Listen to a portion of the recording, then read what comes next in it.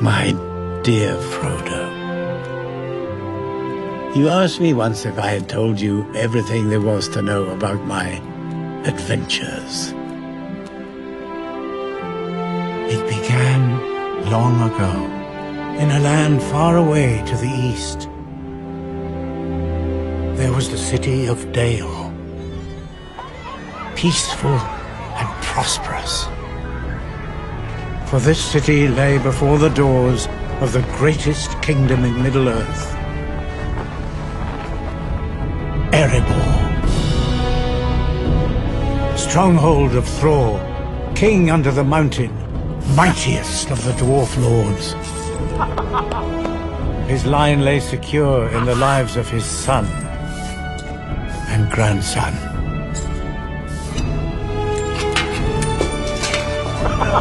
All would pay homage to him, even the great elven king, Thranduil.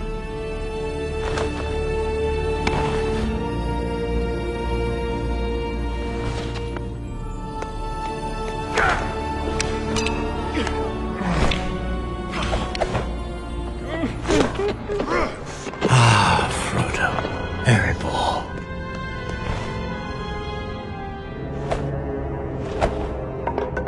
LEGO The Hobbit's walkthrough. Now this game has actually become my biggest disappointment of all of 2014, and that's a pretty big statement because 2014 has barely just begun, but I'm pretty sure not much else is going to be as big of a disappointment as this. Now the reason I say that is because, number one, normally I like to get my all cutscenes videos for a new LEGO game up the day or the day after release. I don't think I can do that now. The reason is because on the second to last level, my Xbox froze in the middle of a save screen and corrupted the save file. So what's the option when I try to load the stupid save file? It's corrupted. Now I don't blame my Xbox for this because I have played every LEGO game under the sun, and every single one of them has frozen at some point. It has done this on the PC, it has done this on my GameCube, it has done this on my PlayStation 3, notably with Harry Potter, LEGO Harry Potter, and also LEGO Pirates of the Caribbean, and in this case it has done it on the Xbox with LEGO Lord of the Rings, LEGO Pirates of the Caribbean when I was recording that again a while ago, and of course this game. But strangely, none of those times have ever corrupted my save file, so I am extremely annoyed right now, and I probably shouldn't even be narrating this because I'll be thinking more rationally in the morning. But anyway, I got the game gifted to me on Steam, which, for whatever reason, which makes me even angrier, for whatever reason, the PC version of this game comes out 2 days after every other version on every other console, which means I now have to wait 2 days to play through the whole game all over again, and there's some extremely long levels in this game, which is another thing I'll be talking about. And then I have to record those last 2 levels that I need to finish my stupid cutscenes video, which means it'll be 2 days late, and that's a little bit later than I like to upload it, but who knows, maybe it won't make a difference. I'm really more annoyed that I have to play through this game again, because it's at least 6 to 7 hours long, at least on your first playthrough. And that's just because, number one, the puzzles are actually somewhat challenging, and that is a good sign, but number two, I think it's for all the wrong reasons, because they like to hide a lot of things, and they like to rely on you using any one of the 13 dwarves at any given time. So the most of the time though, you'll be given maybe a group of 5 people, maybe 4, and then you'll have to switch between those people. And for, like, I don't know what they did to the switching mechanics in this game, but it got a lot worse, because in the LEGO Movie video game, that was perfect. I never had a problem switching to a character that I needed, but in this one, I am, for some reason, having a really hard time switching, and I am getting better because if you're standing next to something that needs a certain character and you push Y, it's a lot more likely to send you to that character, but it also seems to be a lot more likely to send you to a character that you don't want to use. So I don't know, you'll just have to play to see what I mean. The second thing will be something you don't have to play, and this is what makes the game feel like an MMO, and it's extremely tedious and extremely pointless. So you run up to this anvil here in this first level, and it introduces the loot system. So for this loot system, you need to pick up things like planks or crystals, diamonds, rope, boards, blocks, other types of objects that are just lying around the environment. So you can see this big crate of crystals that I just picked up. I got about 4 of them, and I collected them, and you're gonna have to do that throughout the rest of the game. Like, and it's really a pain in the rear, because you'll come up to a point like this, like you're going through the game, it's flowing really nice, all of a sudden you hit this abrupt wall that you have to find 20 planks to finish the boat, or whatever it is. And it was just horrendously unnecessary, in my opinion, to include anything like that. I thought it was really, really stupid, and it really didn't do anything for the story or the game or for the mechanics or the fun or anything like that. But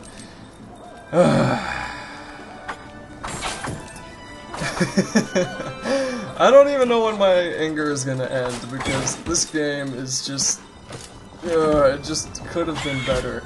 On top of that, I have run into regular glitches that happen with every LEGO game, so you slide off of things when you shouldn't, characters don't respond, characters don't follow you. It takes, oh yeah, they might like to map one ability to, or every ability to the same button, and I sped this part up because I was trying to find some of the loot that you needed. And by mapping every ability to the same button, I mean the B button. So B is going to be use objects, it's going to be attacking some people sometimes, it's going to be activating pretty much everything under the sun, it's going to be using your special ability, and then there's also X and A and Y, but it seems like they forgot that the Xbox controller and the PlayStation controller have triggers and bumper buttons. I mean, the Wii U has a whole touchscreen, so you could do whatever the heck you wanted with that. The 3DS has got a lot of buttons, but that game is always a lot different from the console version anyway.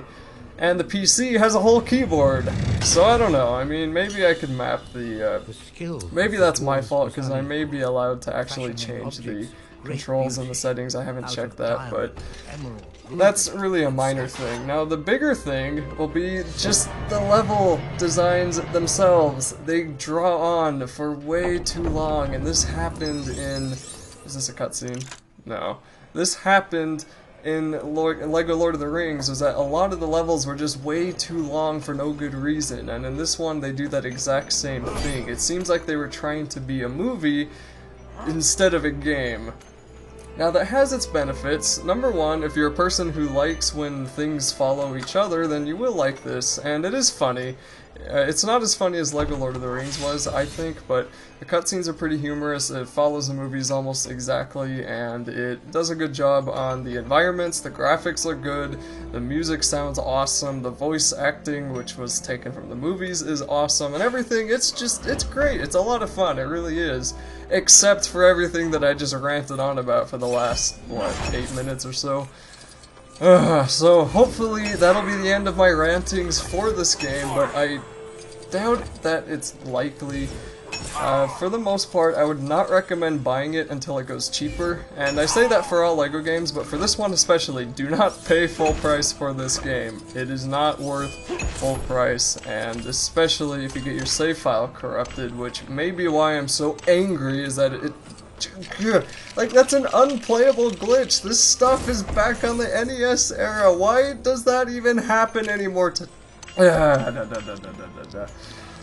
So I had a hiccup there, which interrupted my second rant, but, you know. What can you do about it? Absolutely nothing. Anyway. The first level of LEGO The Hobbit in my walkthrough is pretty straightforward, and like I said, the main tedious part is going to be trying to find all the loot that you need to finish whatever build objects that you need. So in the previous LEGO game, like the LEGO Movie video game,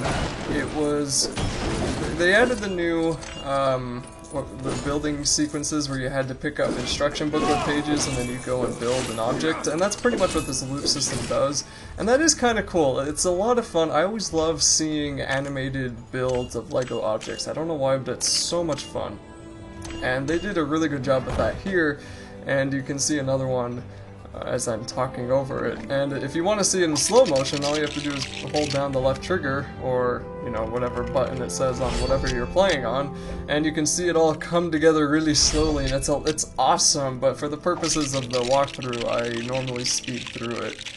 And, but I think this is too much of a good thing, because like I said before, they add too many of these, and too many times do things flow really nicely, then all of a sudden you just come to a stop. So, if you want to try to avoid that, what you need to do is pick up as many objects as you possibly can, or as many loot objects as you possibly can, while you are exploring the levels and while you are exploring the overworld, because you're going to be spending time looking for it anyway, so you might as well get it over with at the beginning. But I will talk more about that as the game goes on. There were 2 points in particular that it really bothered me, but it seemed to die out after that. So what are some of the other good things I can talk about this game? Well, it's definitely a co-op game, so if you have a friend, get them to play along. It definitely feels like a Lord of the Rings game, and especially the dwarf thing, this mining minigame, this is a lot of fun. I mean, it's extremely stupid, but it's a lot of fun because it just felt like I was actually mining the rock. I love how the rocks look, I love how the minerals look, and I love how it plays. I think the game feels a lot heavier. When you're moving and you attack something or you do something, it feels like you're a dwarf doing it. Anyway, a cutscene's coming up soon, so I'm not gonna talk over it. Ever they delve deeper, down into the dark. And that is where they found it. The Arkenstone, the heart of the mountain.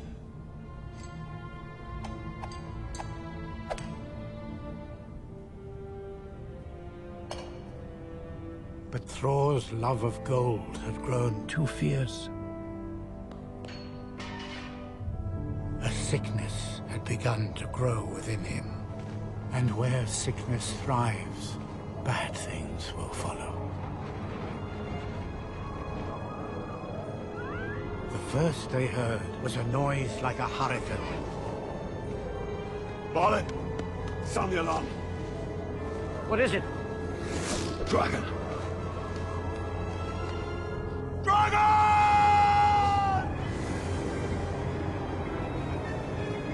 He was a fire drake from the north. This city of men was nothing.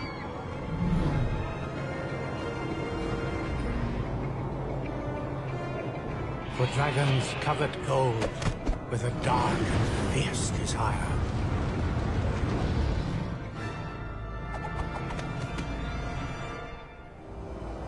Smaug had come.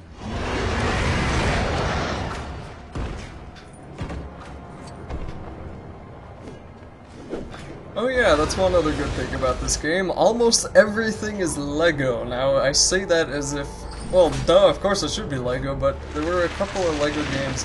I think, what was it, LEGO Batman 2. There weren't as many LEGOs as I thought there should have been. Like, the environments just weren't as LEGOified as they could be.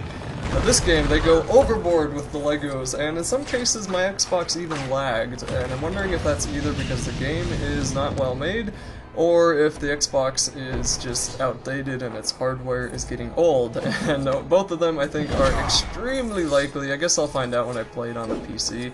Hopefully the game doesn't freeze and corrupt my stupid save file on the computer, but I don't know why it has to come out 2 days later. Like, what goes on in the minds of these publishers that think that's a good idea? Whatever. Well, okay, fine. I think I probably know why. It's probably because nobody buys LEGO games on the PC. I'm sure they're all bought by parents and grandmas, and, you know, whenever they need something for their nephew Timmy to play, and, which is fine. I mean, come on, LEGO's awesome. You can't go wrong with LEGO, except when the game doesn't work. Anyway, I'm gonna stop complaining about it now. I promise I will quit complaining. So this first part, which, it's pretty cool scenery too. I did like how they did this. It looked a lot like the movie. But you just need to go through that top platform, top floor, I don't know. And then come down here and you'll be doing something which you'll be doing often, which is grabbing onto one of your dwarf friends and then doing kind of a tandem double attack. And the double attack is pretty cool to see, and it's not as overused as some other things, so it never really gets that old. And of course, as soon as you do that, Smaug the Terrible will try to break through the door. Now there's actually, there's a few more cutscenes in this level, and there's a couple more. I'm trying to decide if I should narrate or not.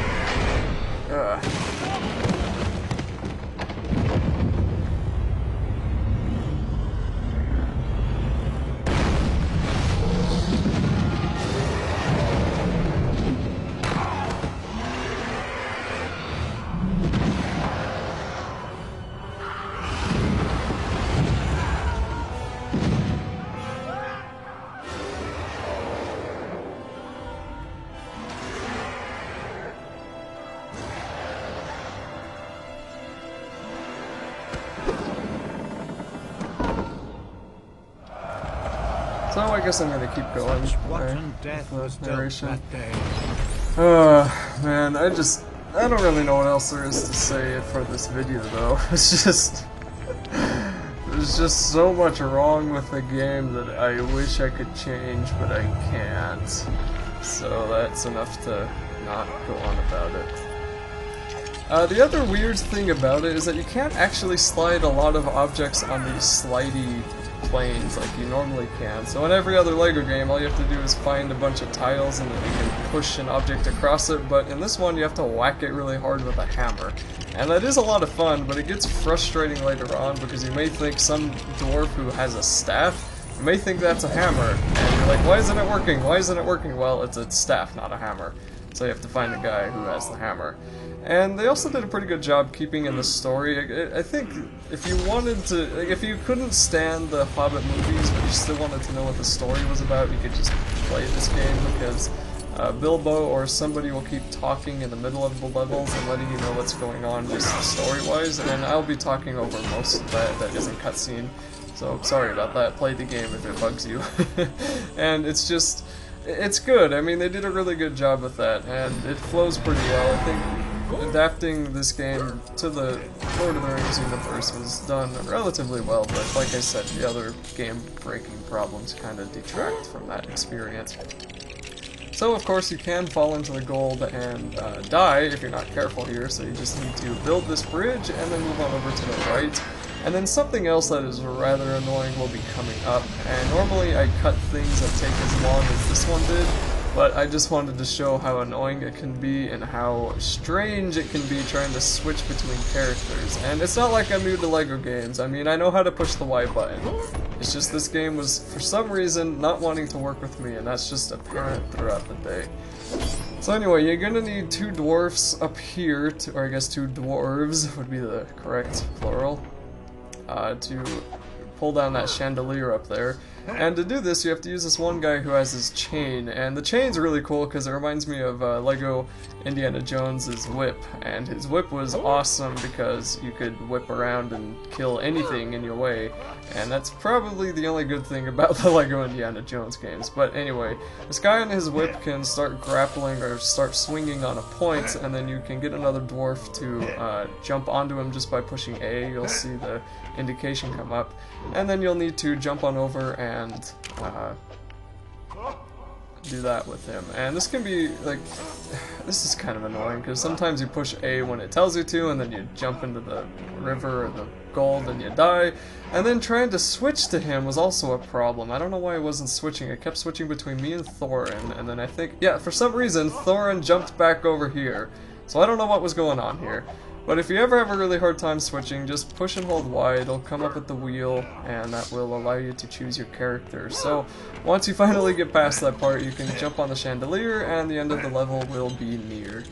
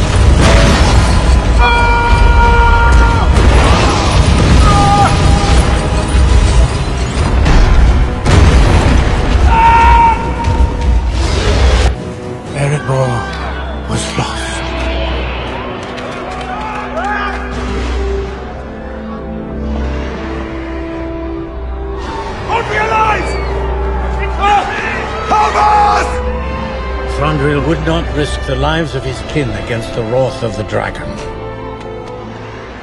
No help came from the elves that day, nor any day since.